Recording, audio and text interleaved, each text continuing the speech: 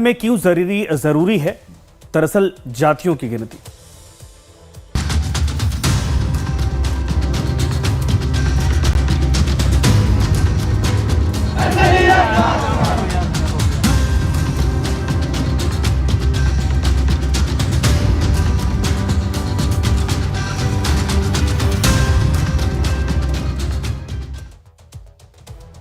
तो जातिगत जनगणना की मांग देश भर में जोर पकड़ रही है और इसका गहरा असर झारखंड जैसे आदिवासी बहुल राज्य में भी दिखाई दे रहा। झारखंड में आदिवासी, पिछड़े वर्ग, अनुसूचित जाति और अन्य कमजोर वर्गों की आबादी बड़ी संख्या में, लेकिन उनकी सटीक संख्या को लेकर वर्षों से भ्रम और विवाद बना हुआ है। ऐसे में जातिगत जनगणना न केवल सामाजिक न्याय की दिशा में एक बड़ा कदम होगी, बल्कि इससे सरकारी नीतियों, योजनाओं और आरक्षण व्यवस्था में भी महत्वपूर्ण बदलाव संभव हो सकते हैं। क्या है पूरा मामला, राजेश तोमर की एक रिपोर्ट आपको दिखाते हैं।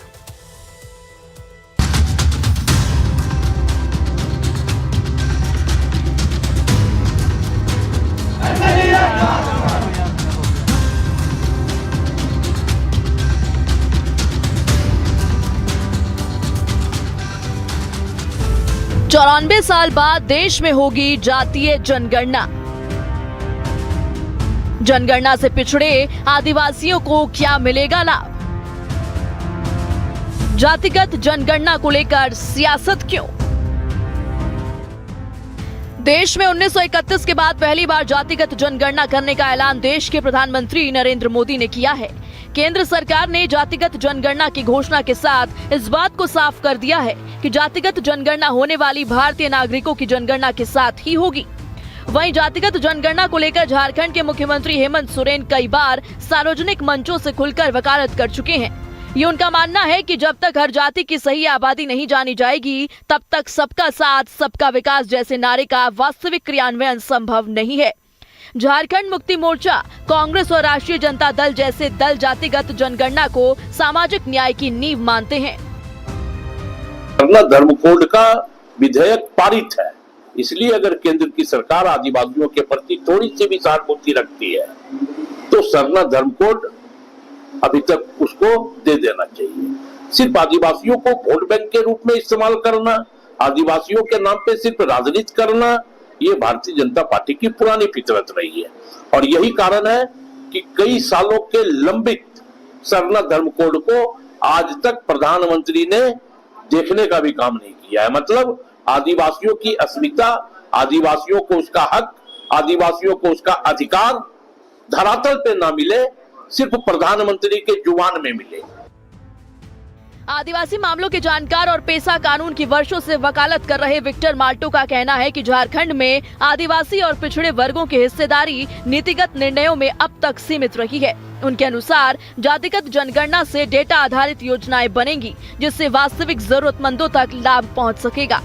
विक्टर कहते हैं कि आदिवासियों में कई जाति और उपजातियां हैं जो आज भी उपेक्षित हैं। इन्हें सामाजिक न्याय और राजनीतिक प्रतिनिधित्व की सख्त जरूरत है। जनगणना के बाद उनकी वास्तविक संख्या और क्षेत्रीय उपस्थिति का सही आकलन हो सकेगा।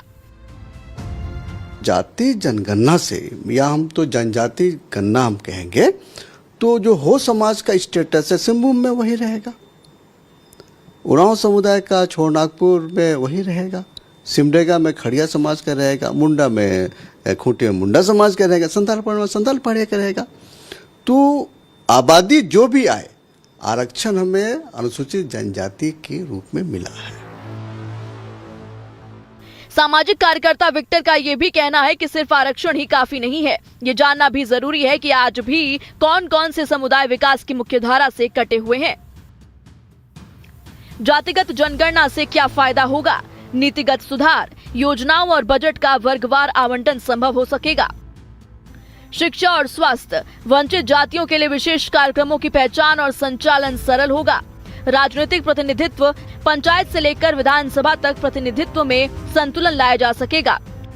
और सीटों का जो आवंटन होगा लोकसभा या विधानसभा का, वो हमारी जो आबादी होगी उसके अनुसार होगा। हमारा जो कहना है, जिस पर हम फोकस करना चाहते हैं, जहाँ से हम संविधान निर्माताओं के जो सोच थे, अनुसूचित क्षेत्र और अनुसूचित जनजातियों को प्रोटेक्शन मिलना, तो प्रोटेक्शन मिलने के लिए परिसमन का होना यहाँ या परिसीमन का होना जरूरी नहीं है। और जो जनजाति गणना होगी उसका लाभ इतनी होगा कि योजनाओं के मद में कितनी राशि दी जाएगी और आबादी के हिसाब से किस आबादी को कितनी नौकरी दी गई है, सरकारी नौकरियों में कितनी आबादी किनका उनका प्रतिनिधित्व हुआ है, इन बातों का उसमें ध्यान आएगा। वहीं विक्टर माल्टो का कहना है कि झारखंड में सरना धर्म कोड की मांग भी जोर पकड़ रही है। आदिवासियों के एक समूह की ये मांग है कि जनगणना में इसे एक अलग प्रविष्टि के रूप में मान्यता दी जाए। हालांकि विक्टर का ये भी मानना है कि ये व्यवहारिक नहीं है, क्योंकि आदिवासी परंपरा में कोई सरना, कोई बाहा तो कोई अन्य प्राकृतिक धर्मों को मानता है। वहीं बीजेपी प्रदेश अध्यक्ष बाबूलाल मरांडी ने कहा कि जातिगत जनगणना से झारखंड के आदिवासी और मूलवासी समुदायों की संख्या का सही और सटीक आकलन होगा। इससे नीतिगत तौर पर उपेक्षित जनजातियों को विशेष लाभ मिल सकता है। हालांकि उन्होंने ये भी जोड़ा कि जनगणना विधि और फाइनल ड्राफ्ट के आने के बाद ही इस पर कोई ठोस टिप्पणी की जा सकती है। देखिए, पहली बात तो लगभग 40% का तो यहाँ सर्वे होता ही था। जैसे 26% एसटी है, लगभग 12% दलित है, तो इनका सर्वे तो जातिगत भी आप कहिए सब होता ही था। मुंडा कितना, उरांव कितना है, हो कितना है, खड़िया कितना, ये सबको पता ही है। उसी प्रकार से दलितों में भी जो जातियां हैं उसकी भी ऐसी होता है, तो सबको पता है कौन कौन जातियां कितनी है, क्या है। तो शेष जो है सर्वे होगी, उसके बाद फिर केंद्र सरकार क्या तय करती है, उनको कैसे समायोजित करती है, किस प्रकार से, ये तो अभी हमारे लिए कहना थोड़ा कठिन होगी।